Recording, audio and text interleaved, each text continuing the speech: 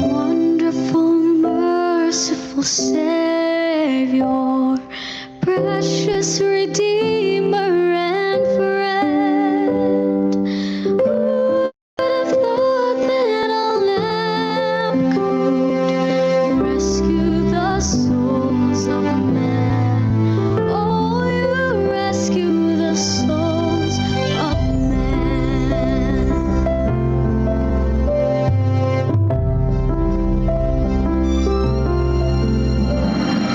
Counselor, comforter, keeper, Spirit we long to embrace. You offer hope when our hearts have hopelessly lost our way. Oh, we've hopelessly lost the way. You are the one that we praise. You are the one we adore. You give the healing and grace our hearts always hunger for. Oh, our hearts always hunger for.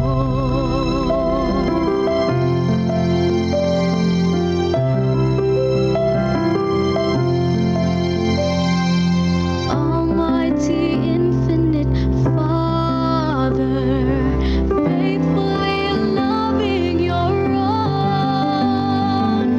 Here in our weakness you find us, falling before your throne. Oh, we're falling before your throne. You are the one that we praise. You are the one we adore. You give the healing and grace our hearts always hunger for. Oh, our hearts always hunger for. You are the one that we praise. You are the one we adore. You give the healing and grace our hearts always hunger for. Oh, our hearts always hunger for. Our hearts always hunger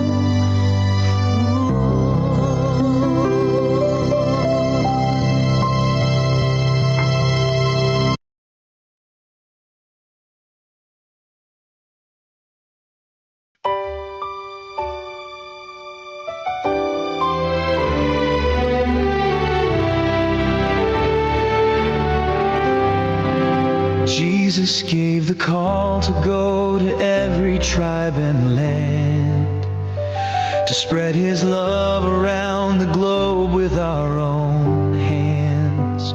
We make this sacred vow to serve in every place, till all nations know the power of his grace. So with one voice we proclaim redemption's story, and with one voice we commit to tell the world. Let us all rejoice in the Father's love and glory, as we reach all nations with one voice.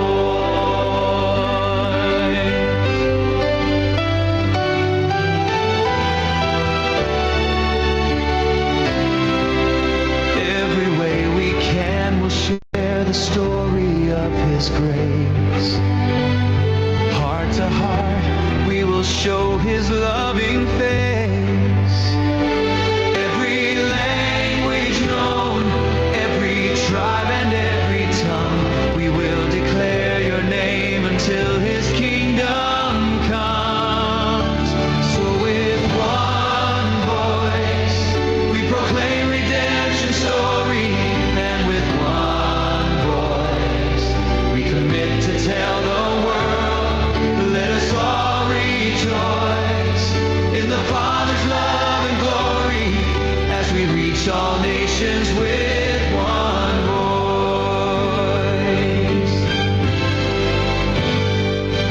From east to west and north to south we'll go.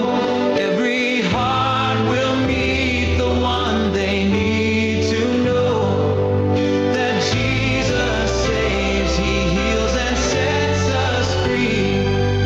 One message, one truth, one hope. So with one voice we proclaim redemption's story, and with one voice we commit to tell the world. Let us all rejoice in the Father's love and glory as we reach all nations with one voice. Let us reach all nations with one voice.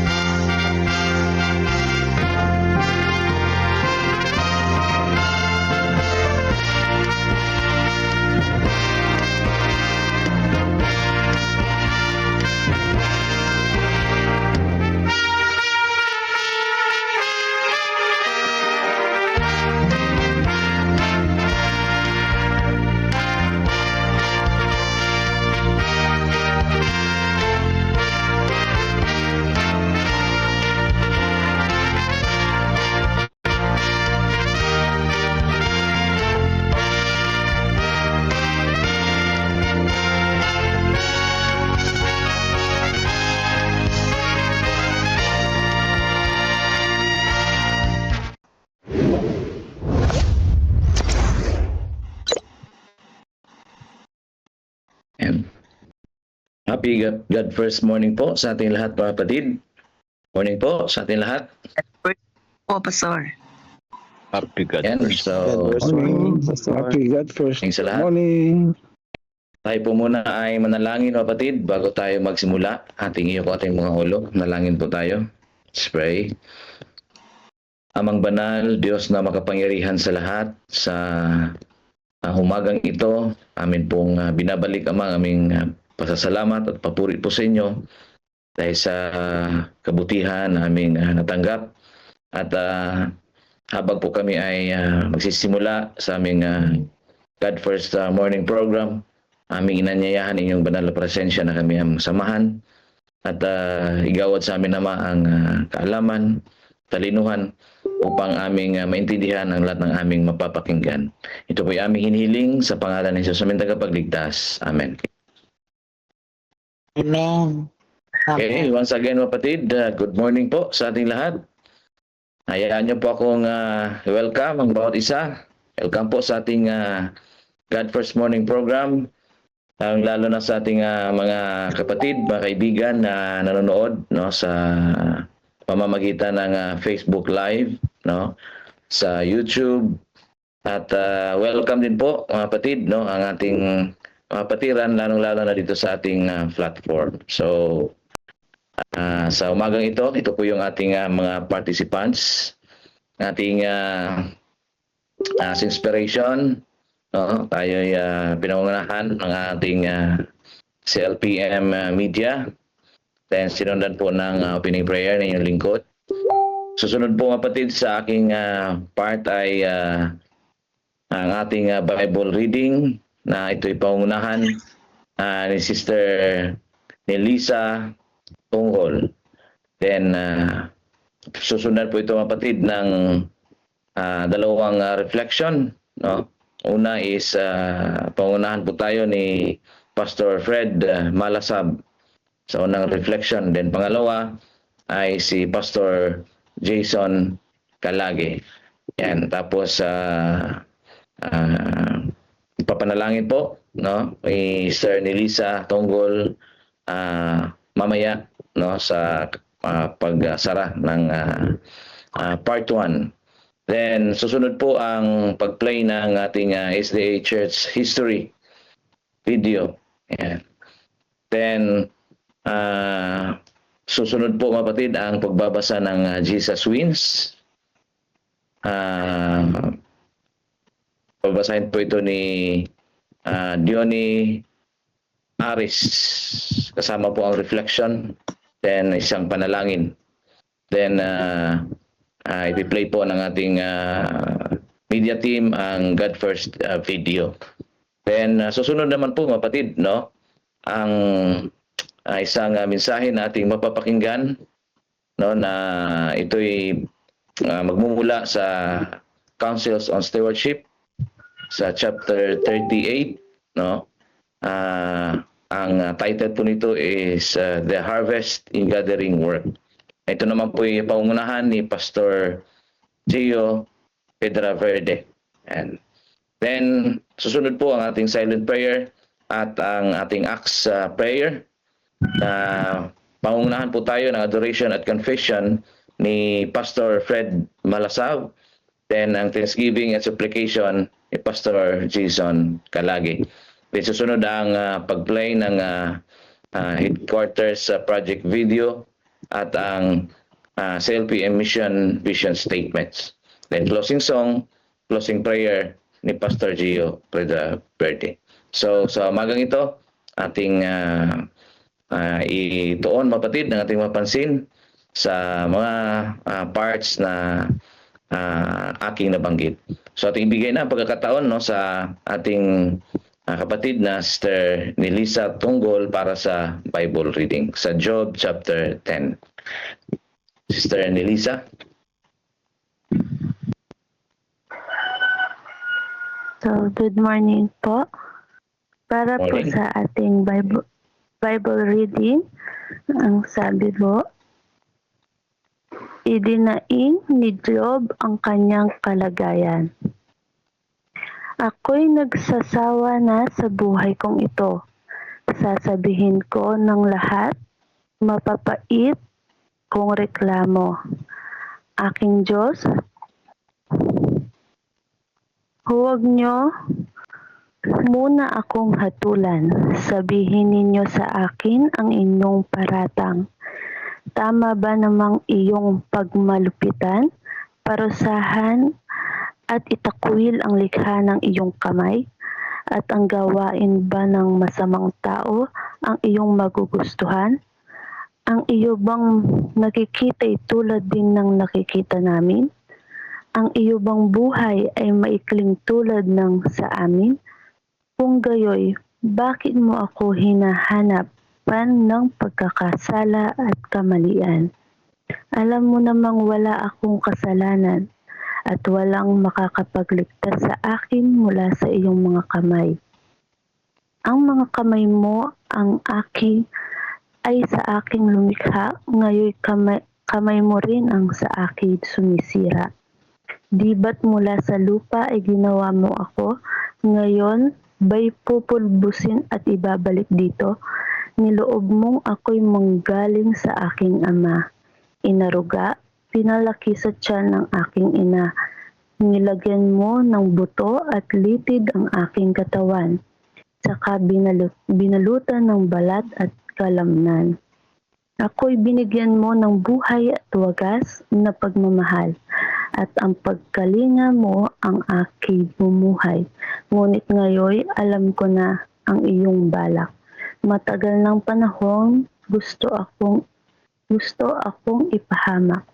Kapag ako'y nagkasala, ito'y iyong tinatandaan upang ipagkait mo sa akin ang kapatawaran. Kapag ako'y nagkasala, may katapat itong parusa. Kapag gumawaan ako ng mabuti, wala namang gantimpala. Punong-puno ng kahihiyan itong aking abang buhay. Kung ako'y magtagumpay, parang leon mong tutubusin. Gumagamit ka pa ng himala upang ako'y kalabanin. Palagi kang may testigo laban sa akin. Ang galit mo sa akin tumitindi bawat oras. Palagi kang may naiisip na panibagong bitag. Bakit mo hinayaang ako ay isilang pa? Namatay na sana ako bago pa mayroong sa akin nakakita. Bago ako isinilang, ako sana'y namatay na. Sa libingan sana nagtuloy mula sa tiyan ng aking ina. Maikli na ang aking buhay, kaya't ako'y tigilan mo na. Upang sa aking natitirang araw, nakadama ng kaunting ginhawa. Ako'y malapit ng pumanaw at hindi na magbabalik. Ang pupuntahan ko'y madilim at mapanglaw na daigdig. Isang lupain ng anino at kaguluhan na ang pinakailaw ay ang aking kadiliman. Amen. Amen. Maraming salamat po, sis. So, bigay natin ang pagkakataon sa unang magbibigay ng reflection. Instead kay Pastor Fred Malasab, ating ibibigay ang pagkakataon kay Pastor Jomer Clerigo. Pastor? Happy God First Morning po sa bawat isa po sa atin mga kapatid. Thank you so much po Pastor PG. Happy God First Morning. At sa muli po mga minamahal na mga kapatid, ay nandito na tayo sa ikasampung kabanata ng aklat po ng Job. At patuloy po nating nasusubaybayan ang kalagayan at ang sitwasyon po ni Job sa kanya pong buhay na sinubok ng kanya pong o sinubok sa kanya pong pananampalataya at sa kanya pong katapatan po sa atin pong Panginoon mga kapatid. Ako po ay magbabahagi lang ng kaunti mula po sa kabanata natin binasa na kung saan ay ang kabanata po na ating binasa mga kapatid ay nakatuon sa kung ano po ang idinadaing po ni Job tungkol po sa kanya pong kalagayan po mga kapatid. Makikita po natin na sa kanya pong mga idinaraing po mga kapatid ay tila bagang siya po ay hirap na sa kanya pong kalagayan pong ito. At kumbaga ay kanya pong inirereklamo sa Panginoon ang kanya pong kalagayan at siya po ay nangungusap sa Diyos na huwag na po siyang hatulan sa kanya pong sitwasyon.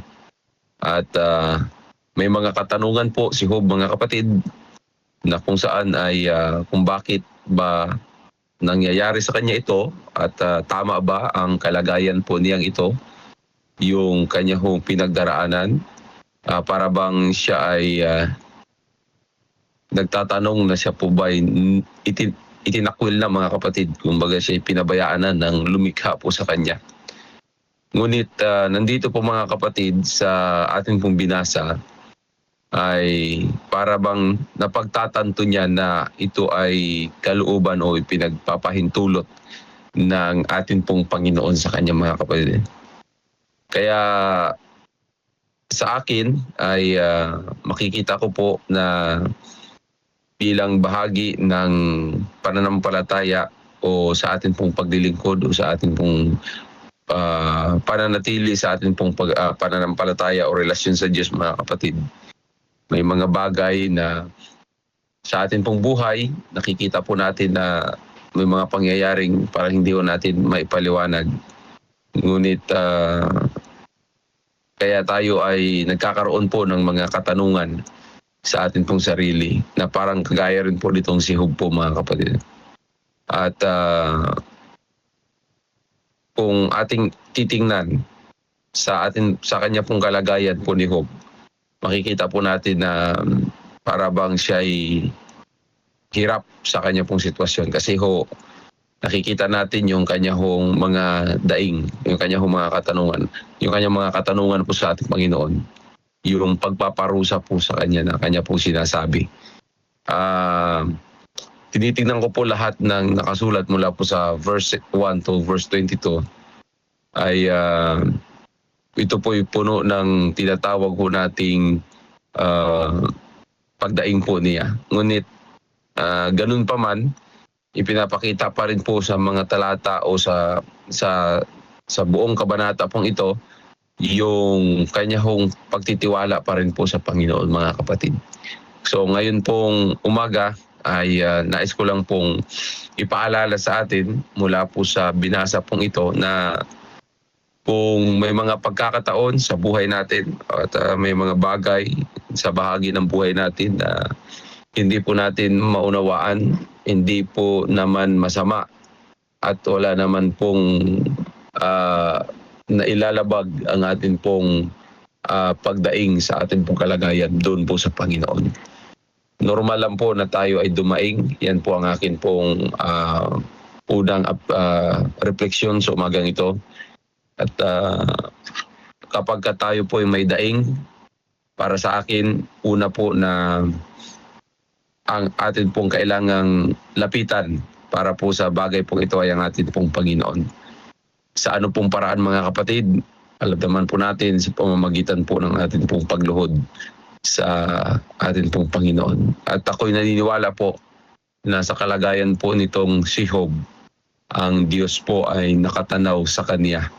At alam ng Panginoon ang tamang panahon, ang tamang oras kung papaanong ang kanya pong mga daing pong ito ay matutugunan ng ating Panginoon. Kaya isang patunay sa kabanata pong ito na ang Diyos po ay nakikinig sa mga daing po ng kanya pong mga tapat na lingkod po, mga minamahal na mga kapatid.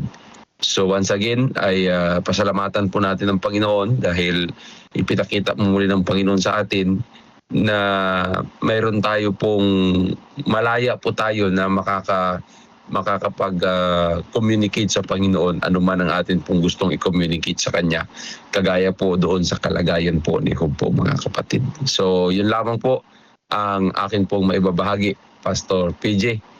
Maraming salamat po and happy God First Morning. Amen. Maraming salamat, Pastor Jomer, sa napagandang reflection sa umagang ito. Ating ibigay ng pagkakataon sa kalawang magbibigay ng reflection Pastor Jason Calage. Pastor, sa'yo na po, panahon. Dito po ba si Pastor Jason?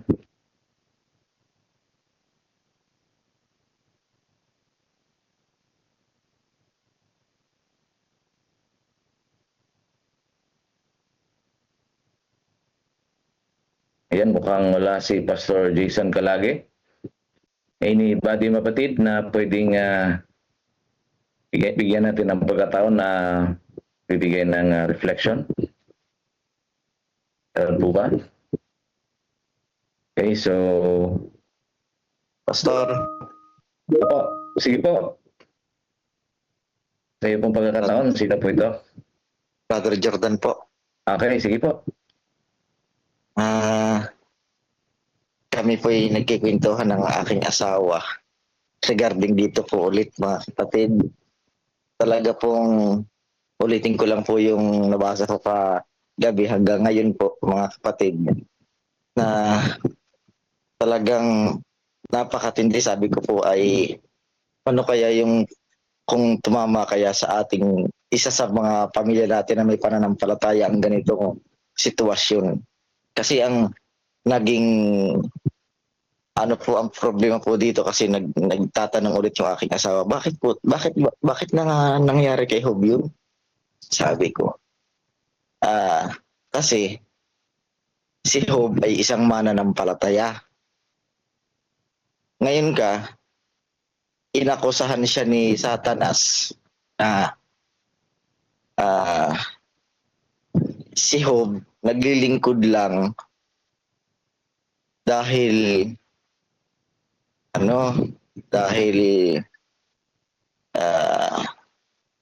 pinagpapala siya ng Diyos. Yun ang akusa ni Satanas eh. Sabi ng Diyos kay Satanas, sige nga, anuhin mo, subukin mo kung talagang kilala ko yan si Job. Yan ay mula pagkabata niyan kilala ko. Hindi niyan ako itatakwil. Sabi ni Satanas, sige nga, subukin natin kasi pinagpapala mo lang naman eh. Alam niyo po mga kapatid, ang tayo po ay ano kaya kung mangyayari din sa atin yung ganitong pangyayaring mga katanungan sa ating buhay. Kaya rin din kaya nating patunayan sa ating Panginoong Diyos na hindi natin siya itatakwil pag dumating ang mga confusion sa ganitong ating buhay. Talaga pong napakaganda ng example na makikita po natin dito kay Job talaga mula pa po sa unang chapter na siya po ay isang halimbawa ng pananampalataya. Kaya din po kaya nating patunayan sa kay Satanas na ang ating Panginoong Diyos lamang ang Diyos natin. Kaya po, yun po yung isang reflection na pwede nating makuha ngayong umaga na pag tayo kaya inakusahan ni Satanas, kaya din kaya nating maging kagaya ni Job. So yun lamang po mga kapatid, napakaganda po ng atin pong pinag-uusapan po muli ngayon. Salamat po. Amen. Maraming salamat, Brother Jordan, sa reflection. Okay. So, meron pa po ba? Sa buhay kasi ni Job, kapatid, no? Ibinuhos ni Job, kapatid, ang kanyang puso, no, sa ating Panginoon. Kaya hindi niya itinago, kapatid, ang kanyang sakit, no? Mga tanong at kalungkutan. So, bagamat hindi niya naunawahan, mapatid, ang dahilan, no, ng kanyang pagdurusa, patuloy pa rin siya, mapatid, na nakipag-usap sa ating Panginoon. Kaya, pinaalala sa atin, mapatid, no, sa ating kapanahonan ngayon, itong ating binasa sa chapter 10, ito ay hindi kasalanan ang lumapit sa Diyos ng may mabigat na damdamin. Minsan kasi mabigat yung damdamin natin, no? Tapos parang ayaw nating lumapit sa Panginoon kasi parang bigat yung loob natin para sa Kanya. Pero hindi po kasalanan yun. Dahil kagaya kay Job, ay ganoon din ang kanyang naranasan. So naunawaan po ng Panginoon, kapatid, ang mga luha, mga tanong at mga paghihirap natin. So maring hindi natin makikita ang kanyang plano, ngunit nanatili siyang tapat at mapagmahal. So kapag ang buhay natin, kapatid, ay tila puno ng sakit at walang kasagutan, huwag lumayo sa Diyos. No? Sa halip, lumapit sa Kanya, nalangin, kasi siya lamang ang tunay na nagbibigay, mapatid, ng pag-asa at lakas, no, sa gitna ng ating mga pagsubok. Kaya maraming salamat po. Bigyan natin pagkakataon kay Pastor Seth Magas. Pastor.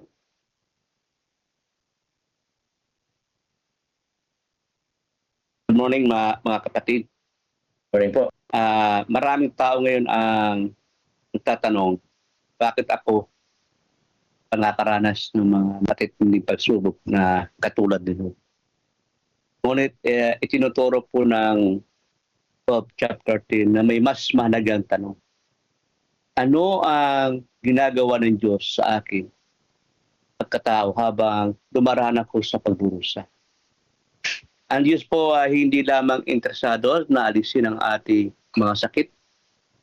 Mas interesado po siya hubugin ang ating karakter para sa walang hanggang layunin. Minsan hindi natin naunawaan ang kamay po ng Diyos. Ngunit maaari nating pagkatiwalaan ng puso ng Diyos. Ang Diyos po ay na humuhubog sa atin. Hindi tawag na sa Greek ay Yetzar Plaso. Sa atin po ay hindi kailanman titigil ang kanyang obra hanggang maging katulad tayo ng karakter ni Kristo. Kaya nga tandaan natin mga kapatid, ang pagdurusa hindi patunay na iniwan ka ng Diyos. Maaari po ito na patunay na hindi pa siya tapos sa kanyang banal na paghubog sa iyo o sa akin. Kaya nga sa ating mga karanasan, tandaan po natin, ito ay hinuhubog tayo ng ating Panginoon na yung mga naranasan natin, karamdaman, problema, o ano mga naranasan natin, tandaan mo natin, ito po ay isang tanda ng paghubog sa ating pagkatao at pagpapatibay ng ating pananampalataya sa Diyos. Yun lang po, ang first mo. Yan, maraming salamat, Pastor Seth. Bago si Pastor Jomer, bigay mo natin kay Brother Romel ang pagkakataon. Brother Romel. Ayan po. Good morning po, Pastor. Morning. Morning din po sa atin lahat mga kapatid. Purihin po uli ang Diyos sa umagang ito. Sa ating pong Bible reading. Maraming salamat po sa nagbasa sa napakalinaw na mensahe. Halos nabanggit naman na po pero nais ko pong magdagdag. Ating pong mapagbulay-bulayan ngayong umaga. Ang una ko pong nakita dyan ay ipinakita ni Job na hindi masamang sabihin sa Diyos ang ating nararamdaman. Kahit puno siya ng reklamo at hinanakit, direkta pa rin siyang lumapit sa Panginoon imbis na talikuran siya. Kaya mga kapatid, alam natin na sa ating pong buhay minsan ay nakakaranas po tayo ng iba't iba din pong mga pagsubok. Iba't ibang mga karamdaman, iba't ibang mga nanakit. Pero si Job, ito po ay totoong pakikipag-usap niya sa Panginoon. Nakita natin yung tapat na pakikipag-usap sa Panginoon. Kaya tayo pag may hinanakit, minsan hindi natin naalala na kausapin ng Diyos. Kundi ang ginagawa natin ay magreklamo sa ibang tao, sa ibang mga pamaraan. Minsan, instead na ibigay natin sa Panginoon, doon natin sinasabi sa ating mga kaibigan. Minsan nagkakaroon din siya ng mga pinanakit o negative. Pero nakita ko dito sa buhay ni Job na talagang totoo siya na nakipag-usap sa Panginoon sa kabila po ng kanyang mga nararamdaman. Kasi alam naman natin na si Job ay tuwid sa harapan ng Diyos, sabi nga po. Kaya dito niya pinapahayag sa Diyos bakit nangyari ito sa akin. At alam naman ng Diyos na hindi siya pababayaan. Kaya mga kapatid, sa ating buhay, talagang pinupurify lang tayo ng Diyos kung totoo tayo sa Kanya. Kaya nawa, sa ating mga naranasan na mga ganyang mga pagsubok sa ating buhay, naway doon natin idaing sa Panginoon, mga kapatid. At alam natin na siya lamang ang makakatulong sa atin.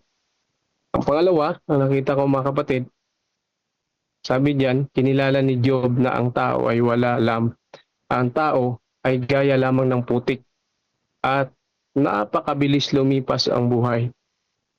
Pinapaalala nito ng ating limitasyon at lubos na pangailangan sa awa ng Diyos. Totoo yan mga kapatid, na kapag tayo ay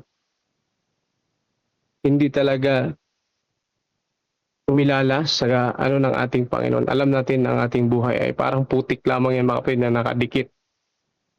Na kapag yan ay nahugasan o nawala, mabilis din niyang lilipas. Pero sabi nga po, dapat talaga tayong lumapit sa Diyos. At ang kailangan talaga ng tao mga kapatid, yung awa ng Diyos. Kaya yun yung buhay ni Job mga kapatid. Hindi siya lumapit kanino man, di ba? Sabi nga po ay lumapit siya doon sa awa ng Diyos. Kaya ganun din po tayo sa ating po minsan mga kahinatnan sa buhay, sa ating mga paglalakbay sa mundong ito. Lagi tayong makipag-confess sa Panginoon. Lagi tayong lumapit sa Diyos. Dahil alam natin na ang ating pangangailangan ay Diyos lamang ang magbigay sa atin ito mga kapatid. Kaya sana ang ating buhay po ay bigyan natin ito ng halaga. Dahil ito sa harapan ng Diyos ay napakahalaga mga kapatid. Yan yung nakita ko dyan na pangalawang punto. At ang pangatlo, nakita ko mga kapatid, bagamat hindi naintindihan ni Job kung bakit pinahintulutan ng Diyos ang kanyang mga pinagdadaanan, patuloy pa rin siyang nagtitiwala sa Diyos, ang lumikha at nagmalasakit sa kanya. Nakita niyo mga kapatid, na si Job, sabi niya, bakit ganito? Tapat naman ako sa Panginoon, hindi naman ako gumagawa ng masama. Bakit ganito yung nangyari sa akin, di ba? Pero alam niyo mga kapatid, sa kabila ng kanyang mga pinagdadaanan na yon, patuloy pa rin siyang nagtitiwala sa Diyos. Yun yung gusto ko kay Job. Na kahit anong hirap niya, kahit anong sakit na kanyang dinaanan, nandoon pa rin yung kanyang pagtitiwala sa Diyos na siyang lumikha. At alam ni Job na ang Diyos ay nagmamalasakit din sa kanya. Kaya ganoon din po sa atin mga kapatid. Sa kabila ng ating mga karanasan na yan, ay sana huwag tayong mawalan ng pananampalataya mga kapatid sa ating paglalakbay po. Kasi po alam natin na ang Diyos ay lumikha sa atin, ay ating gawin lamang ay magtiwala sa Kanya. At alam natin mga kapatid na ang Diyos din po ay nagmamalasakit sa atin. Kasi ang kaaway mga kapatid, nakita natin na gagawa at gagawa yan ng mga paraan para tayo po ay hindi na makalapit sa Diyos or ating talikuran ng Diyos. Dahil gusto niya, ito, ibibigay ko sa iyo lahat ito. Hindi ka magkakaroon ng sakit, hindi ka magkakaroon ng ganitong kalungkutan o ano. Pero sa totoo mga kapatid, sa huli, doon natin mapagtanto na tayo po pala ay malayo na sa ating Panginoon. Kaya mga kapatid, hindi po masama ang mga pagsubok. But kung ito ay alam natin kung paano natin itong dalhin, paano natin ito ilapit sa Diyos. Kaya mga kapatid, mayroon pong sinasabi dito sa Job 10 verse 7, ang sabi niya, aking Diyos, alam ninyong hindi ako masama, ngunit walang makapagliligtas sa akin sa iyong kapangyarihan. Kita mo mga kapatid, kaya alam talaga ng Diyos mga kapatid, at alam din ni Job, sabi nga ba, hindi ikaw masama, hindi ako masama. O di ba? Kaya mga kapatid, alam ng Diyos yan mga kapatid kung totoo tayo sa Kanya na hindi tayo masama. At walang ibang makapagliligtas sa atin kundi ang Diyos na makapangyarihan sa atin. Kaya mga kapatid, hold on tayo sa ating pong pananampalataya po at lagi nating tingnan na ang Diyos ay may magagawa sa ating buhay kung tayo ay totoong mananampalataya sa Kanya at magtitiwala sa Kanya mga kapatid. Yan lamang po, Pastor, and God bless po sa ating lahat. Happy God First Morning. Amen. Maraming salamat po. So, Jomer, meron po ba? Konti lang, Pastor. Sige, Mayroon sige. lang akong pagtanto mula po sa binabasa po natin. Sige po. Actually, sa kabila po ng mga hinaing po ni Job po, mga kapatid, ay makikita ho natin na alam niya na ang Panginoon yung nagbigay sa kanya ng pagkakataon na mabuhay. Yung Panginoon yung talagang dahilan kung bakit siya nabuhay. Kaya yun na lang din yung dahilan kung bakit ganun din yung kanyang pagdaing na bakit nararanasan ko ito, Panginoon, no? Dahil ba sa kasalanan ko, ganito, ganun. Kaya ako, naintindihan ko na, parang ganun ang sitwasyon eh. Dahil sa mga kamalian, pagkakasala, kumbaga, sabi niya, alam mo naman, wala akong kasalanan. Yan yung mga pinapahiwatig niya eh. At wala namang makapagliligtas sa akin mula sa iyong mga kamay. Yan yung mga sabi ni Job dito eh. Pero sabi niya, pag gumawa naman ako ng mabuti, wala namang gantimpala, wala namang reward, wala namang kapalit. Yun yung kanyang mga daing. Alam naman natin po mga kapatid kung gaano yung pagiging tapat po niya sa kanya pong paglilingkod sa Panginoon, and yet nararanasan po niya ito. Ang point ko lang dito, in some instance ng ating pong buhay, may pagkakataong ganun po tayo mga kapatid, di ba? Na dahil po sa mga karanasan ito, na nasisisi natin ang Panginoon na bakit nangyayari ito sa akin. Ganun ang sitwasyon ng aking buhay. Alam naman natin na nagtatapat tayo sa Panginoon. Alam naman natin na ganito yung ginagawa natin sa Panginoon. At isa pa, ay alam naman natin na once na ang Panginoon ang gumawa ng kung ano man sa atin, wala talaga tayong ligtas. Ngayon, tanong ito ni Job, pero towards the end, makikita ko natin dito na may itinakda lang na tamang panahon ng Panginoon para po sa buhay at kalagayan po ni Job, mga kapatid. Idaragdag ko lang na reflection dito, parang tahimik ang Panginoon sa kabanata pong ito. Pero subaybayan po natin kung ano po ang maipapakita ng Diyos sa buhay po ni Job, mga kapatid. Yan lang po, Pastor PG. Thank you, Pastor. Sige, bigyan ng pagkataon kay Brother Pascual Parungaw sa kanyang reflection. Brother Pascual. Thank you po. God First Morning. Ang nakita ko lang po dito ay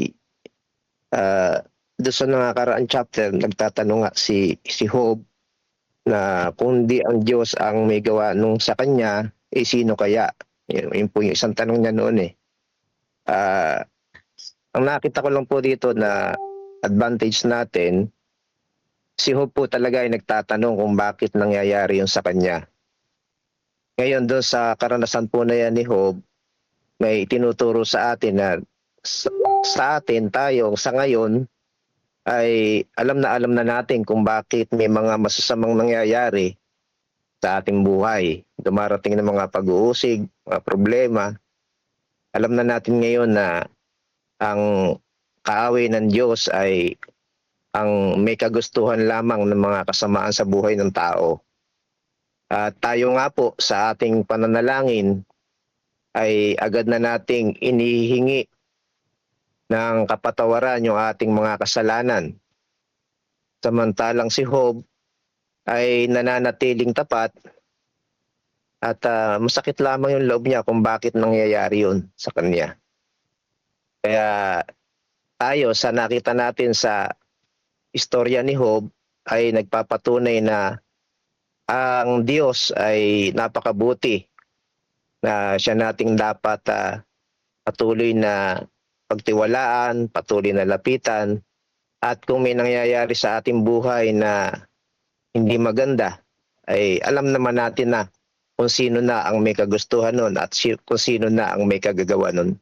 So yun lang po ang aking nakikita dito sa istorya ni Job. Okay, maraming salamat. So last ay bigyan ng pagkataon kay Pastor Jerry Sabilio sa kanyang reflection. Pastor? Hey, God first morning, Pastor PJ. Salamat. Good first morning po. Oo, parang may oras pa ba tayo? Sige. Mga kapatid, kasi nag-iisip lang po ako dito sa ating mga binabasa. Ano nyo, isa ho sa pinakamahirap na mag-express ng damdamin at reflection sa pagbabasa ng Biblia, isa ho ito sa aking napakahirap mag-reflect. Itong storya ni Job, mga kapatid.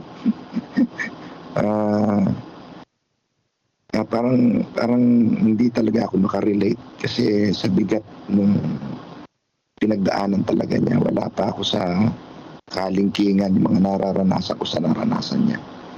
At palagay ko naman siguro sa atin talagang malayong-malayo tayo sa dinanas ni Job, no?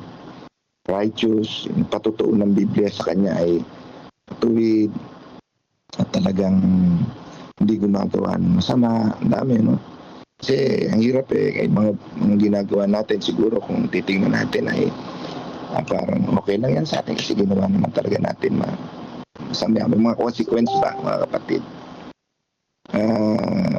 Ang akin pong iniisip kasi parang ano ba ang talaga nakapagpapagaan sa kalooban ng isang taong dumadaan sa matinding hinagpis ng kalooban, ano? Sabi na po natin yung iba ng mga payo nakakatulong talaga sa isang taong may hinagpis. Yung nandun ka lang, yung presence mo, no need to talk na. Huwag na tayo magsalita doon sa taong nagbubulalas ng kanyang hinagpis sa kanyang pinagdadaanan, bigat, problema. Bang pakinggan mo lang yung lamang presensya mo sa tabi niya na nandoon ka, willing kang makinig. Yung akbay sa balikat ng isang kaibigan mo o sino man taong nangangailangan. At siguro makakatulong yung salitang kapatid, nalampasan mo yan, lakasan mo ang kalooban at pananampalataya sa Panginoon. Siguro yun, nakakatulong din sana yun, no? Pero yung mahabang mga salita na mga tungkol sa mga minsan may sisisihin pa tayo, gano'n, hindi talaga. Ako naisip ko tuloy yung awit na Trust His Heart at saka yung When Answers Aren't Enough. Nandiyan, nilagay ko po dyan sa ating group chat. Naisip ko po yun. Na tuwing inaawit ko po yun ay gumagaan po yung kalooban ko, no? Pag may pinagdadaanan din ako na hindi kasing bigat ng kay Job. Napansin ko rin, Pastor PJ, yung bang madalas tayong matuwa, ma-inspire. Pag may mga taong dahil sa katapatan nila, pinagpapala sila materially, mga kwento ng paglalakbay, Kristiyano na nakaka-inspire dahil maangat ang buhay, gano'n. May mga blessing. Tapos napapa-whisper tayo, Pastor PJ, sana all. Napapa-whisper tayong gano'n, di ba? Pero ito, sige nga mga kapatid, subukan nyo natin. Pag-whisper po tayo sa karanasan ni Job, sana all. Lagi ko, wala sa atin magpapasana all dyan. Pagka nabasa natin yung kasaysayan ni Job, wala sa ating mapapasana all.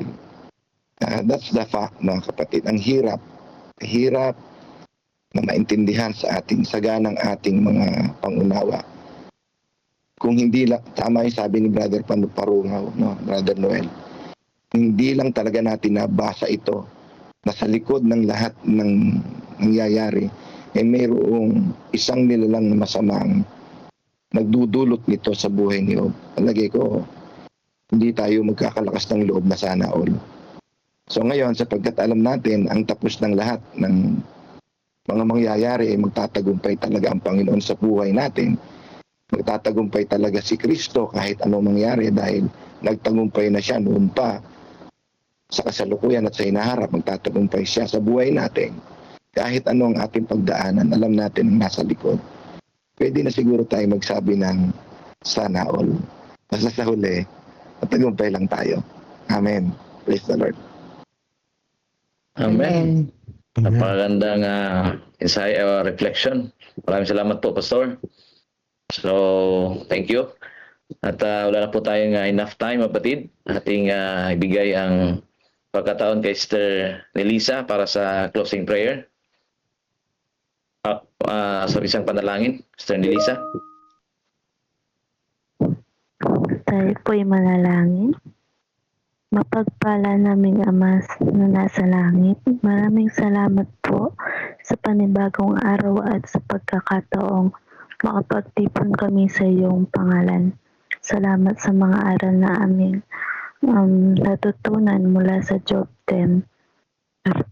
Tulungan mo po kaming magtiwala sa iyo kahit may mga pagsubok at mga bagay na hindi namin mauunawaan. Bigyan mo kami ng matatag na pananampalataya, karunungan at lakas upang patuloy kaming sumunod sa iyong kalooban. Panginoon, pagpalain mo po ang lahat ng mga namumuno, mga guro, mga mag-aaral at mga pamilya na bumubuo nito. Bigyan mo po sila ng mabuting kalusugan, karunungan, pagkakaisa at gabay sa bawat desisyong kanilang gagawin. Naway patuloy mong gamitin ang CLPM upang maging pagpapala at maging daan sa paghubog ng mga taong may takot at pagmamahal sa iyo. Maraming salamat, Panginoon. Ang lahat ng ito ay aming idinadalangin sa pangalan ni Jesus. Amen. Amen. Thank you. Amen. Amen. Pagkatapos bumalik ni Jesus sa langit, naiwan sa kanyang mga alagad ang dakilang tungkulin na dalhin ang ebanghelyo sa buong mundo. Puspos ng banal na espiritu, ang mga lalaki at babaeng ito ay buong tapang at kapangyarihan na ipinangaral ang mensaheng kanilang natanggap at abutin ang lahat ng sulok ng mundo. Ngunit hindi ito nangyari nang walang matinding pagtutol. Una mula sa mga Hudyo at pagkatapos mula sa pamahalaang Romano. Maraming Kristiyano ang nanatiling tapat hanggang kamatayan. Tiniis ang pagpapahirap at kahihiyan sa harap ng mga masayang manood sa Circus Maximus at Colosseum sa Roma at sa buong imperyo. Gayunpaman, ang dugo ng mga martir ay naglatag ng daan para lalo pang lumaganap ang ebanghelyo. Pagkalipas ng mga taon ng pag-uusig ng mga emperador ng Roma, isang emperador na nagngangalang Constantine ang nagpahayag ng kanyang pagtalima sa Kristyanismo noong 312 AD. Naging tanyag ang Kristyanismo, ngunit kasabay nito ay pumasok din sa simbahan ang maraming paganong kaugalian at simbolo, lalo na sa Roma. Ang obispo ng Roma ay unti-unting nagkaroon ng higit na kapangyarihan at autoridad at nagsimulang tutulan at usigin ang mga taong kumikilala kay Jesus lamang bilang ulo ng iglesia at tumatanggap sa Biblia lamang bilang pinakamataas na pamantayan ng katotohanan. Upang makatakas sa lumalalang pag-uusig, ang tunay na bayan ng Diyos ay umatras patungo sa mga liblib na lugar ng Europa. Sa hilagang Italia, ang mga Waldenses ay nagtago sa mga kabundukan. Marami ang pinatay ngunit patuloy na nagningning ang liwanag sa kadiliman, sapagkat ang Diyos ay nananatiling may kontrol. Siya ay nagbangon ng mga lalaking tulad ni Wycliffe, Hus, Tyndale, Luther, Calvin at Zwingli upang tumindig para sa katotohanan. Ipinaglaban nila ang Biblia lamang, pananampalataya lamang, at si Kristo lamang. Noong 1798, sa katuparan ng propesiya sa aklat ni Daniel, ang kapangyarihang panrelihiyon at pampolitika ng simbahang Romano ay pansamantalang nabawasan nang alisin ni General Berthier si Pope Pius VI sa kanyang trono. Kasunod nito, nagkaroon ng malaking pagkagising sa interes tungkol sa mga propesiya ni Daniel at marami ang naniwalang malapit nang bumalik si Jesus. Sa Estados Unidos, pinangunahan ng Baptist preacher na si William Miller kasamang daang-daang ibang tagapangaral ang pagtuturo tungkol sa pagbabalik ni Kristo noong 1844. Subalit nang hindi bumalik si Jesus noong 1844, masusing pag-aaral ng Biblia ang nagbigay liwanag sa isang maliit na grupo na ang ministeryo ni Kristo sa makalangit na santuaryo ang dahilan ng kanilang matinding kabiguan. Natuklasan nila sa Biblia na ang ikapitong araw ay Sabat na itinalaga ni Jesus para sa kanyang bayan. Unti-unti nilang naunawaan na ang kanilang misyon ay ipangaral ang mensahe ng tatlong anghel sa Apokalipsis 14. Bilang mga Seventh-day Adventist, ang layunin nila ay ipangaral ng may kapangyarihan ang walang hanggang ebanghelyo at ihanda ang mundo sa pagbabalik ni Kristo. Mahigit sa 160 years na ang lumipas, mga taong dumaan sa dalawang World War, maraming kampanyang militar, mga krisis sa ekonomiya, ang pagtaas ng ateismo at sekularismo at pagdami ng populasyon ng mundo. Dumami rin ang mga natural na kalamidad na pabalik-balik at lumalala. Sa panahong ito, ang misyon at mensahe ng Iglesia ay mas may kabuluhan at mas agaran kaysa dati. Si Jesus ay malapit nang dumating at ang mundo ay dapat na maihanda. Maghanda sa pagsalubong sa Diyos. Amen. Ting isunod kapatid ang Jesus Wins reading and reflection ni Diony Aris. Bigyan natin pagkakataon. Happy God First Morning po sa ating lahat mga kapatid na patuloy na nakatunghay sa umaga pong ito. Ang ating pong babasahin ngayong Hulyo 6 ay may pamagat na ang kanyang pasensya. Sabi po sa Lucas 15:13 ay ganito: Tinipon ng nakababatang anak ang lahat ng kanya at naglakbay patungo sa isang malayong lupain at doon nilustay ang kanyang kabuhayan sa maaksayang pamumuhay. Mayroon isang bagay na talagang kapanapanabik tungkol sa inaasahan sa isang paglalakbay ng ating sisimulan. Naalala ng aking kaibigan noong kabataan pa siya na nakatira sa isang nayon kung paano niya hinahangad na makapunta sa kabisera. At nang magkaroon siya ng pagkakataon, labis siyang nasasabik habang nakasakay siya sa tren na iniisip ang lahat ng masayang bagay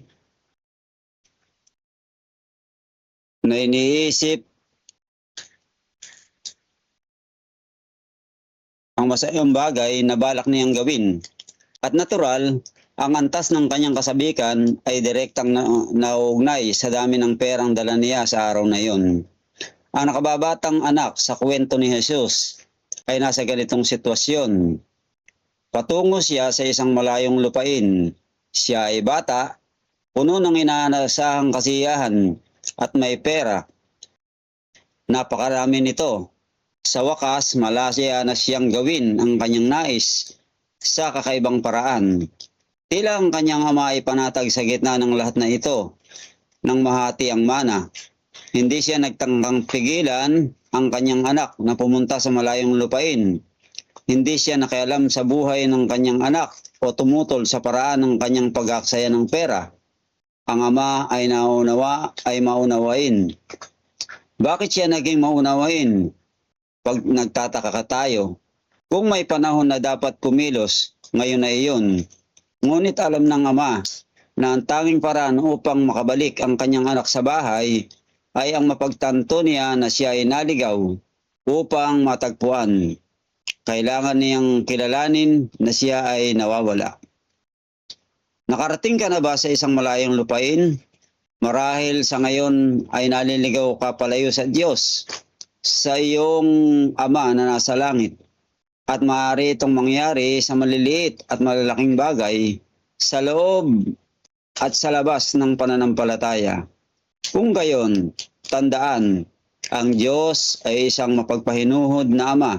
Sa tuwing natututunan natin kung gaano tayo nawawala at bumabalik sa Kanya, tiyak na mararanasan natin ang kagalakan ng Kanyang pagyakap.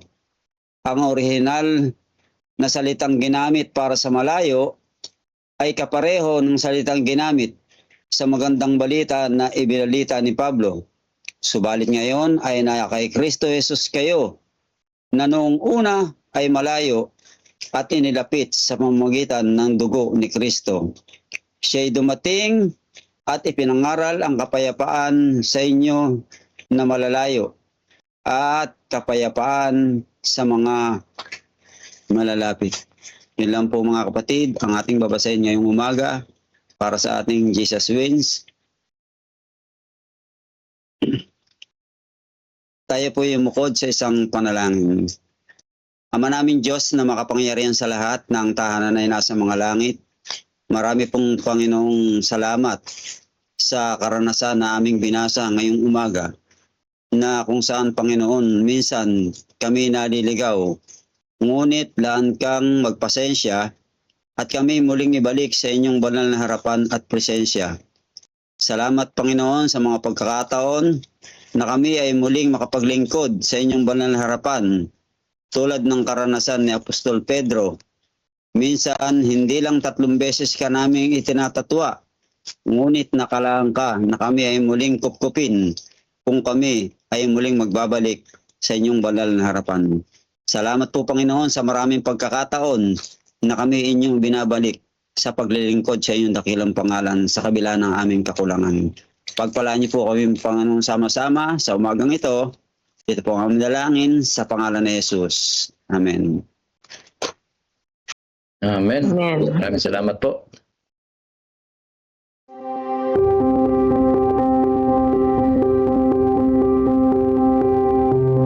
Ano ang mangyayari kung lahat ng Adventista sa Central Luzon Provinces Mission ay ilalagay ang Diyos sa lahat ng bagay? Ano ang sinasabi ng Diyos na mangyayari kung ang kanyang bayan ay uunahin siya? Ang ilagay ang Diyos sa una ay humahantong sa masaganang buhay. Ang ilagay ang Diyos sa una ay humahantong sa mapalad na buhay. Ang ilagay ang Diyos sa una ay humahantong sa mabungang buhay. Ang ilagay ang Diyos sa una ay humahantong sa buhay na pinapatnubayan ng Diyos. Ang ilagay ang Diyos sa una ay humahantong sa buhay na nakatuon sa kaharian. Ang ilagay ang Diyos sa una ay humahantong sa maunlad na buhay. Ang ilagay ang Diyos sa una ay humahantong sa matagumpay na buhay. Ang ilagay ang Diyos sa una ay humahantong sa buhay na may misyon. Ang ilagay ang Diyos sa una ay humahantong sa buhay na numero 1, ulo, hindi ang buntot. Humahantong ito sa isang buhay na makapangyarihan at walang limitasyong pakinabang. At sila na sa lahat ng bagay ay ginawang una ang Diyos at huli at pinakamahusay ay mga pinakamasasayang tao sa buong mundo. Saan tayo tutungo dito at ano ang tamang bagay na gawin? Sa pamamagitan ng biyaya ni Jesus, ating ilagay ang Diyos sa una sa lahat ng bagay. At saka magbigay ng inspirasyon at turuan ng iba na gawin ang katulad nito. God First Living is all about biblical, holistic, and faithful stewardship. Purihin ang Diyos sa inyong natatalagang ministeryo at lumalagong pagtatapat bilang katiwala. Pinapasalamatan namin kayong lahat sa inyong commitment at pagtatapat sa Panginoon.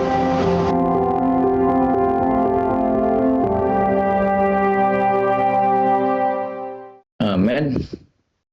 Thank you po. Ang ating tagapagsalita po sa ating Councils on Stewardship message ay may iba kundi si Pastor Gio Pedra Verde. Ibigay ang pagkakataon si Pastor Gio. Amen. Good morning po, Lodi. Happy God first morning sa ating lahat. Morning po. Morning. Purihin natin ang Panginoon sa umagang ito at tayo ay binigyan ng panahon ulit upang pag-aralan ang kanyang mga salita sa mga aklat ng Council of Stewardship. Ito ay babasahin ko po at mag-reflect tayo ano ang ating pwedeng ma-reflect para sa gawain ng Panginoon. Ito ay sa Kabanata 38, Council on Stewardship, the Harvest and Gathering Work.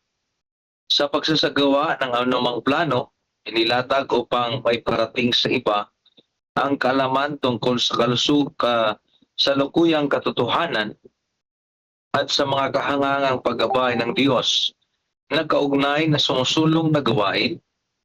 Iaalay muna natin ang lubos ang ating sarili sa Kanya na ang pangalan ay nais nating dakilain. Manalangin din tayo ng taimtim para sa mga taong ating dadalawin at sa pamagitan ng buhay na pananampalataya ay hirap natin sila isa-isa sa presensya ng Diyos. Alam ng Panginoon ang mga iniisip at layunin ng tao at kung gaano kadali niyang palambutin ang ating mga puso, kung paanong ang kanyang espiritu na parang apoy ay kayang tumunaw sa pusong matigas na parang bato. Kung paano niya kayang punuin ang kaluluwa ng pag-ibig at pagmamalasakit, kung paano niya kayang ipagkaloob sa atin ang mga biyaya ng kanyang banal na espiritu at ihanda tayo sa ating paglabas-pasok habang nagtatrabaho para sa mga kaluluwa.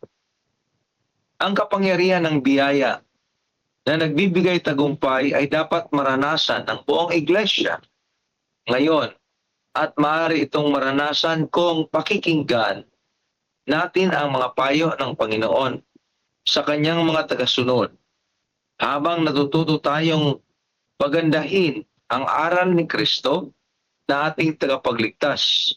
Tiyak na makikita natin ang kaligtasan ng Diyos. Sa lahat ng nagsisimula ng espesyal na gawaing misyonero gamit ang material na inihanda para sa kampanyang Harvest and Gathering, nais kong sabihin, maging masigasig sa inyong mga pagsisikap, pamumuhay, sa ilalim ng patnubay ng banal na Espiritu, patuloy na pagyamanin ang inyong karasan bilang Kristiyano. Hayaan ang mga natatanging kakayanan sa paglilingkod para sa mga hindi sumasampalataya. Maging sa matataas o mababang antas ng lipunan, masigasig na hanapin ang mga kaluluwang nanganganib mapahamak. Isipin ninyo ang matinding pagnanais ni Kristo na ibalik sa kanyang kawan ang mga naligaw sa landas. Magbantay para sa mga kaluluwa, gaya ng mga taong mananagot sa Diyos, sa inyong gawaing misyonero, sa simbahan at sa inyong komunidad.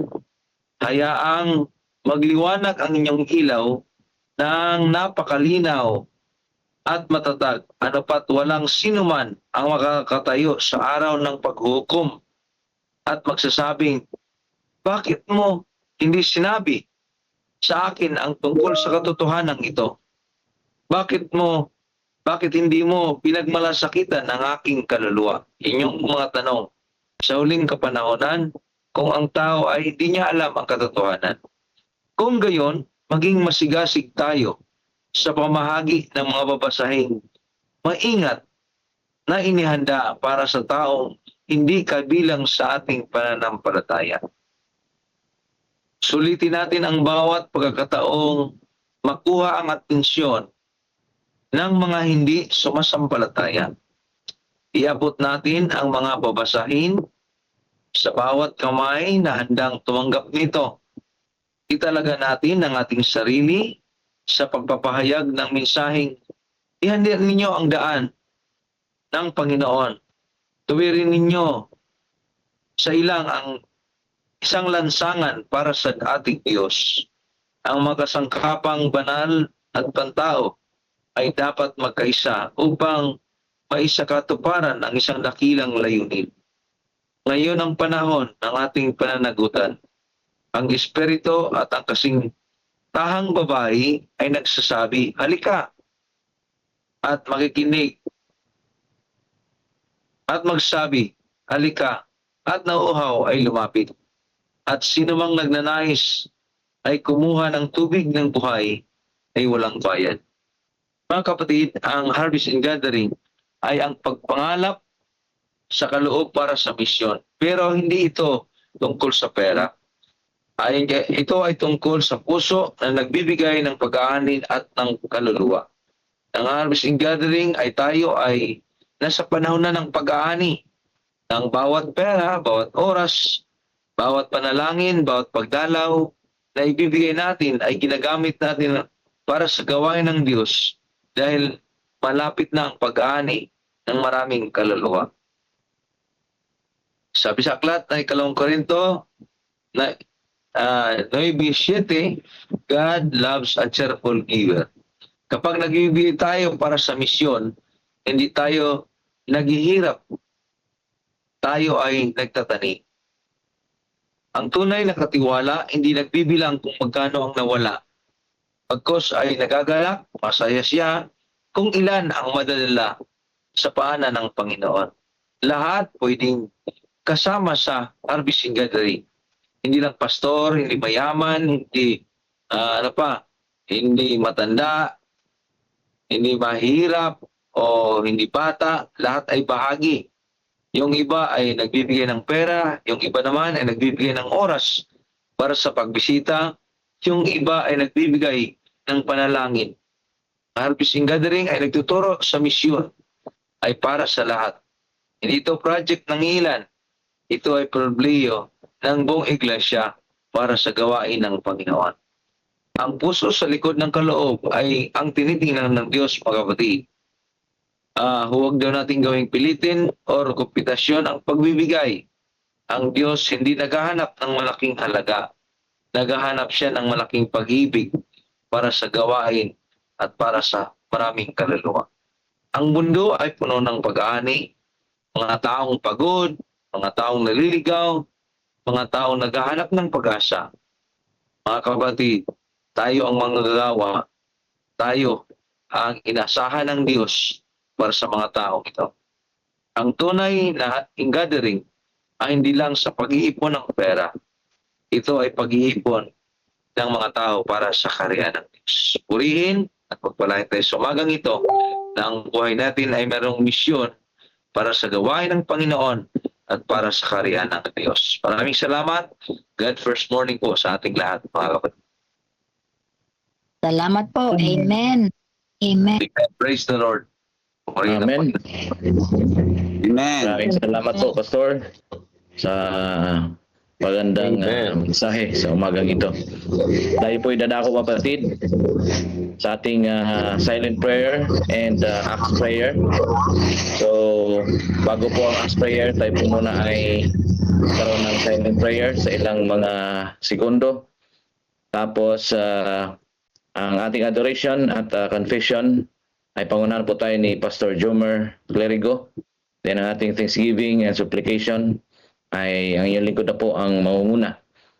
Then, sige po, ating simulan at paghina po ng ating music ay magsisimula na po ang ating Acts prayer.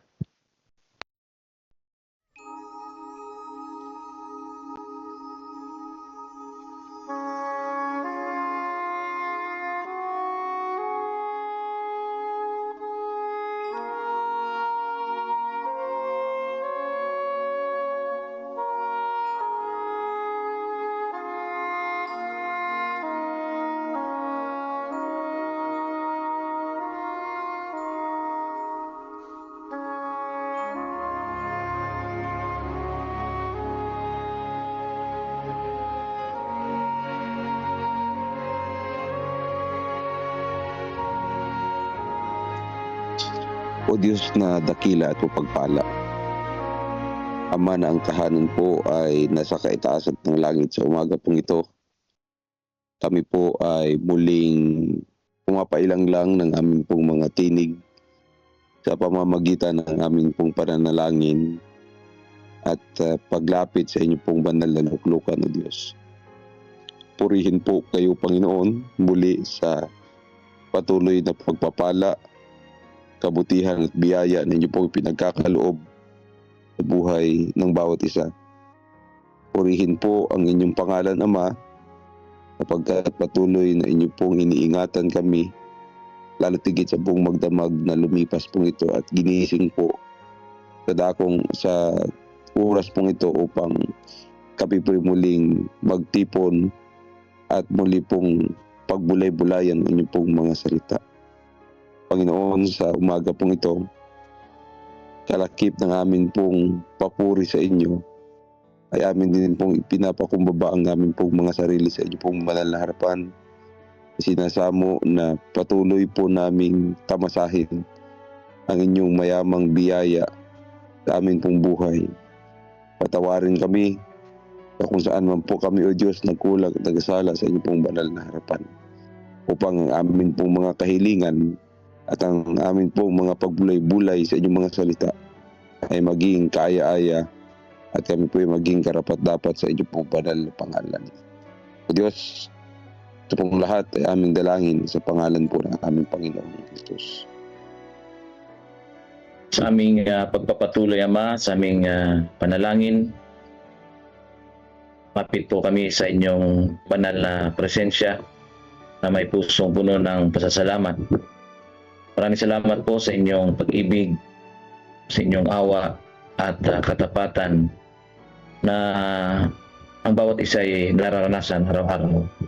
Salamat sa buhay, sa kalusugan, sa pamilya, at sa lahat ng pagpapalang inyong patuloy na ibinibigay sa bawat isa sa amin.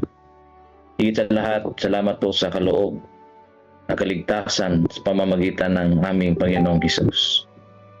Sa oras po na ito, Panginoon, sinasamo po namin ang inyong patuloy na paggabay sa aming iglesia, sa aming mga pamilya, sa bawat isa sa amin. Pagpalain po ang aming mga gawain at gamitin mo kami bilang kasangkapan upang may pahayag ang iyong pag-ibig sa iba. Palakasin mo ang mga may karamdaman, aliwin ang mga nalulungkot at bigyan ng pag-asa ang mga nahihirapan. Sa umaga pong ito, Ama, aming nilalapit po sa inyo ang mga nagsiganap sa umagang ito, gaya sa inyong lingkod, Sister Nilisa Tunggol, Pastor Jomer Clerigo, Brother Johnny Aris, Pastor Gio Pedra Verde. Aming dinadalangin, Ama, sa umagang ito, naway ang inyong banal na presensya ay maranasan ng aming mga kapatid. At igawad niyo po sa bawat isa ang protection, lalong-lalo na sa araw na ito na magsisimula ang aming paggawa sa gawain na inyong binigay sa bawat isa sa amin. At ang protection din po sa buong pamilya. At anumang problema, pagsubok na naranasan, naway mapapanagumpayan po ito ng aming mga kapatid. At anuman ang kanilang pangangailangan sa pang-araw-araw, naway ito po ay inyong sapatan.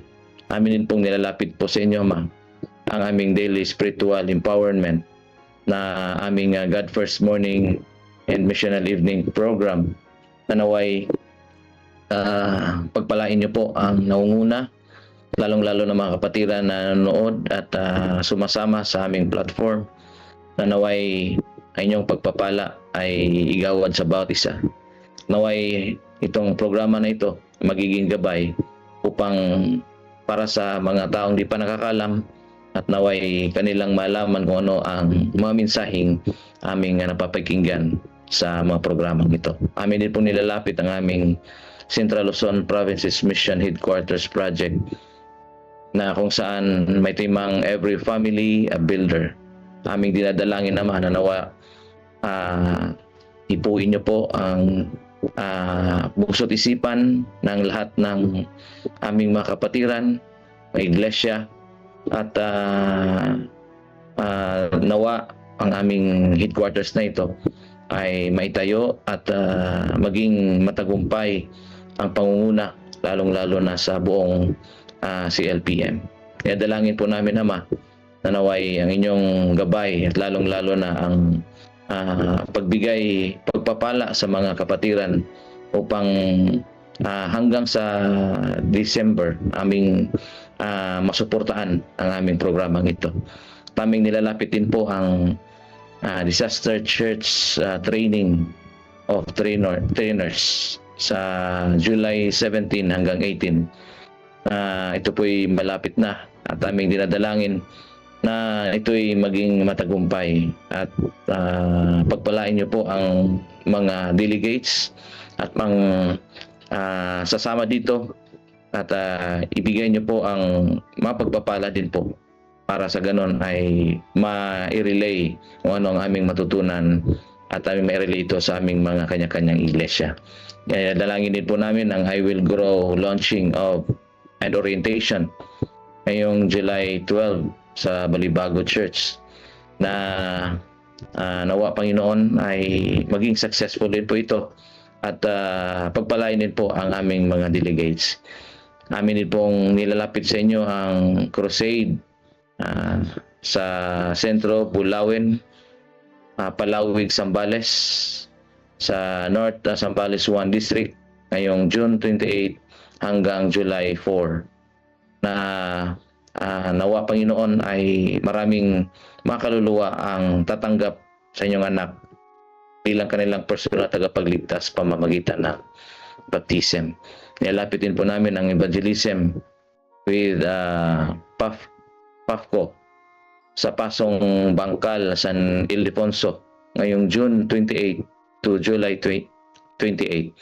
Nanawang itong pangangaral na ito ay maging successful at aming dinadalangin ng mga kapatiran nagsusuporta at lalong-lalo na ang mga Bible interest upang sa ganon ay makilala nila ang inyong anak bilang kanilang personal na pagligtas din po. Amin din nilapit ang Iba Zambales Medical Mission at evangelism ngayong July 19 to 25 na ang inyong presensya naway maranasan ng aming team upang sa ganon ay maging matagumpay itong medical mission. At sa umagang ito, amin din pong nilalapit ang aming mga kapatiran, lalong-lalo na itong pamilya at mga kaibigan ni Mamang Pino Santos. Ang inyong comfort ay kanilang maranasan, Panginoon, o naman ang kanilang naranasan ngayon, nararamdaman, naway inyo po silang aliwin at ipagkaloob sa kanila ang malakas na paniniwala at pananampalataya na meron pong Diyos na nanatiling gagabay at tutulong anumang problemang kanilang maranasan.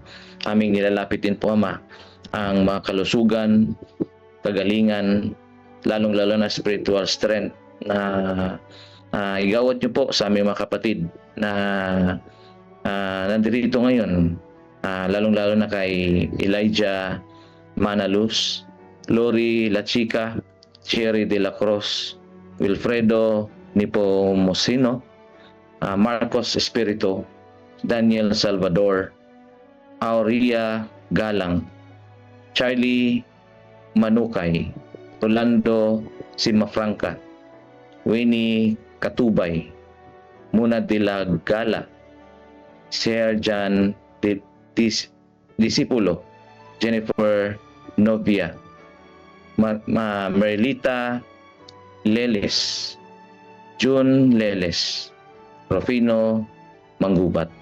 Aming nilalapit po sa inyo ang mga kapatiran namin ito.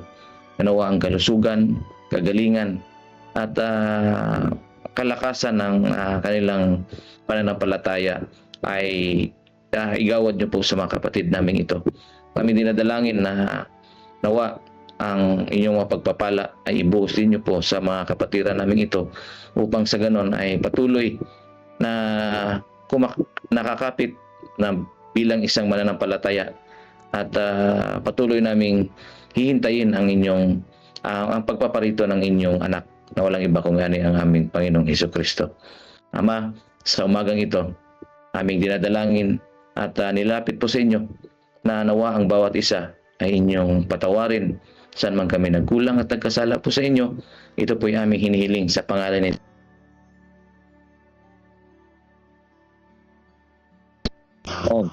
Amen. Amen. Amen. Amen. Ang misyon ay hindi natatapos sa ating mga iglesia.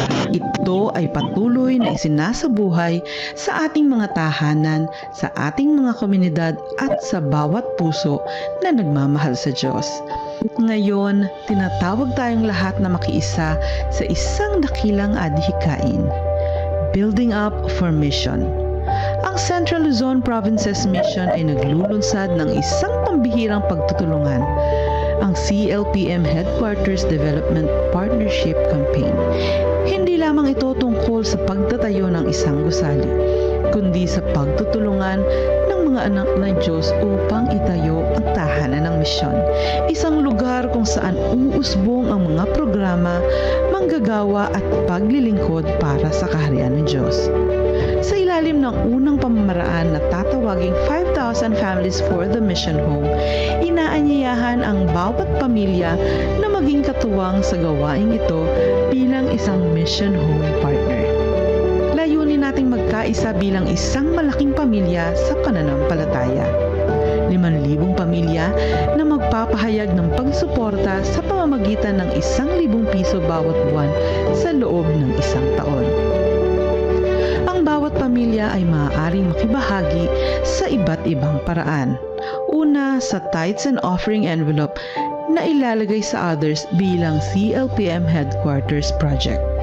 Sa bank deposit o CLPM online giving, at ikatlo sa payroll deduction para sa mga CLPM workers na nais ding maging kabahagi sa programang ito.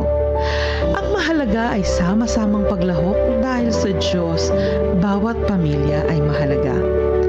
Bilang pagkilala, ang bawat Mission Home Partner ay tatanggap ng Mission Home Partner Plaque at ang kanilang mga pangalan ay itatala sa Wall of Faith ng bagong CLPM Headquarters. Ang mga iglesyang magpapakita ng lubos na pakikibahagi ay kikilalanin bilang Faith Builder Churches. Sa bawat quarter, tayo ay magtitipon sa pasasalamat upang ipagdiwang ang mga kwento ng pananampalataya sa mga panalangin ng pag-asa at ang kabutihang ginawa ng Diyos sa ating kalagitnaan. Ito ay higit pa sa proyekto. Ito ay pagkakaisa. Higit pa sa kontribusyon, ito ay partnership sa misyon ng Diyos. Building up for mission, every family a builder. Our mission statement: make disciples of Jesus Christ who live as loving witnesses and proclaim to all people the everlasting gospel that we read angels' messages in preparation for His soon return. Our method, guided by the Bible and the Holy Spirit. Central Provinces Mission pursues mission through Christ-like living, communicating, discipling, teaching, healing, and serving. Our vision: every church a missional church. I am missional. I think, I talk, I act, I plan, I live to move forward God's mission. CLPM, we will go. Put God first and you will never be last.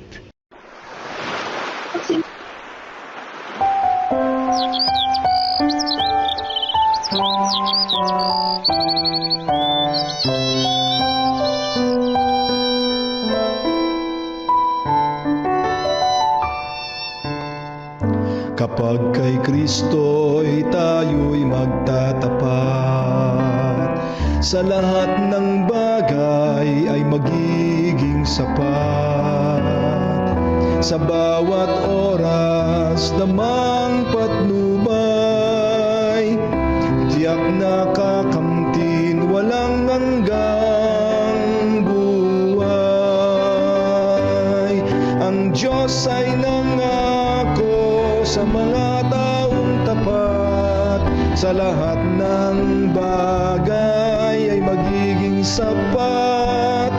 Atin siyang purihin sa lahat ng oras, awit ng pagluwalhati ating itaas.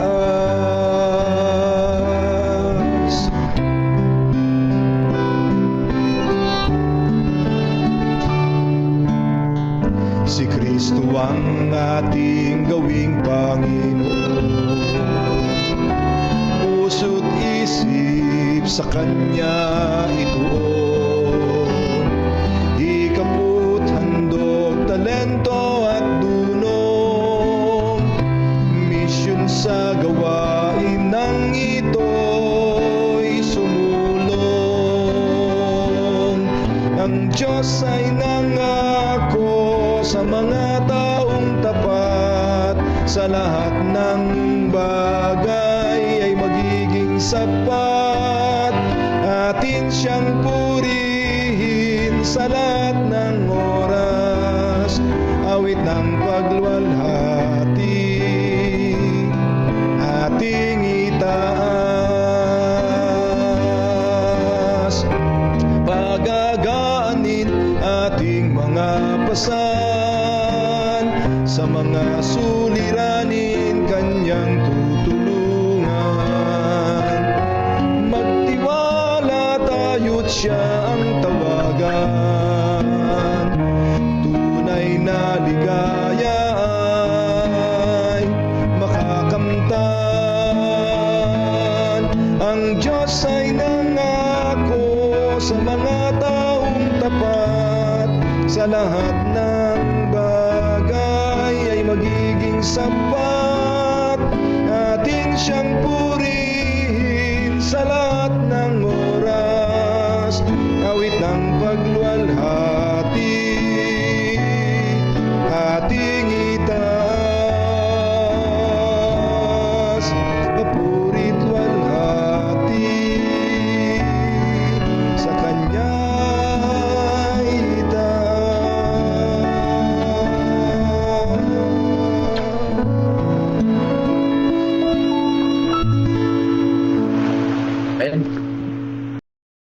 Pastor Gio. Tayo po ay manalangin, mga kapatid. Dagila po naming Diyos sa mga banal, makapagin sa lahat, ang tahanay sa mga langit. Sa umagang ito, Panginoon, pinupuri ka namin. Inihag namin ang iyong pangalan sa oras na ito. Dakila ka, O Diyos, sa aming mga buhay na kami inyong ginising. Binigyan ng mga pagpapala. Bigyan ng chance na mabuhay para sa paglilingkod sa gawain ng kaharian ng langit. At sa oras na ito, Panginoon, ay kami magtatalaga muli ng aming mga buhay na ikaw yung manguna, mangusap sa amin, ang iyong pag-iingat, ang aming maranasan sa buong maghapon, Panginoon. At gamitin niyo kami sa lahat ng antas ng pumahit paglilingkod, kabanalan, na naman ang aming gawain ngayon, mga transaksyon sa bukirin, sa opisina, sa mga businesses, o anumang mga lakarin ay mayroon kami, Panginoon, sa oras na ito at sa araw na ito. Italaga namin ang aming mabuhay na kami maging pagkapala sa lahat ng aming gagawin o sino mang mga taong aming makasalamuhan. Panginoon, sa oras na ito at sa araw na ito, ang inyong pangalan ang mayag sa aming mga buhay. At lahat ng ito ay aming tatanggapin at dalangin sa matamis at makapangyarihan na pangalan ni Jesus na aming kapagligtas. Amen. Amen. Amen. Salamat po. Sa lahat. Morning. Thank you. Thank you, mga kapatid. Good morning po. Good morning and happy God first morning. Good morning.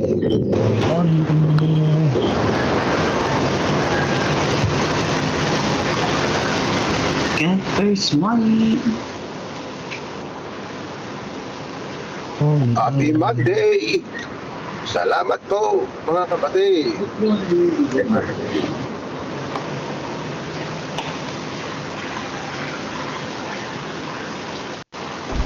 Brother Johnny, kamusta niya? Okay na. Good morning. Morning, everyone. Brother Edmond, paginaw ko ba dyan? Okay lang po. Morning po sa inyo. Morning dyan sa Singapore. Sister Ned, good morning. Good morning, Brother Aris. Brother Edmond, kakanta ka Bless daw. po. Morning po. Kailan kaya tayo dyan sa Pagpalas? Nagluluto. Practice na muna siya. Practice. Bigyan natin yung time mag-practice. Gusto mo talaga. Morning natin eh. Morning. Magandang Morning po. magandang Lunes natin. Alonso. Brother Sunny, good morning. Morning, Brother Jonathan. Sister Net, good morning. Adaris. Morning, Brother Sunny. Brother Edmond. Kita po. Morning po. Morning po sa mga lahat na nagluluto. Bye. God bless. Estudyante. Ilipat Brother po Ned. sa kabila. At nakabi ni Brother Sunny. Ingat po kayo sa buong maghapon. Sige po, bye-bye na. Ingat po. Bye. Good morning, Ma'am Rebecca. Bless po sa lahat. 3, 2, 1. Bye-bye. Bye po sa lahat po sa pakikisama mga kapatid. Bye-bye. Bless po God sa bless. ating lahat. Bless po.